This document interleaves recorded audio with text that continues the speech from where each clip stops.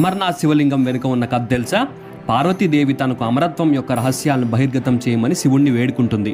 ఆ రహస్యం ఎవరి చెవినా పడకూడదనే ఉద్దేశంతో శివుడు పార్వతీదేవితో కలిసి కైలాసాన్ని వదిలి నిర్జన ప్రదేశం కోసం వెతుకుతూ చివరికి ఒక గుహలోకి ప్రవేశిస్తారు.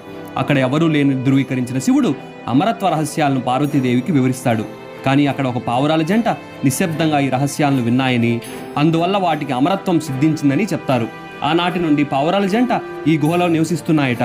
అందుకే అమర్నాథ్ గుహను చేరుకోగానే యాత్రికులు గుహలో పావురాల జంటను దర్శించవచ్చు. ఈ గుహకు పేరు 2 పదాల కలయిక ద్వారా వచ్చింది. అమర్ అంటే మరణం లేని, నాథ్ అంటే దేవుడు.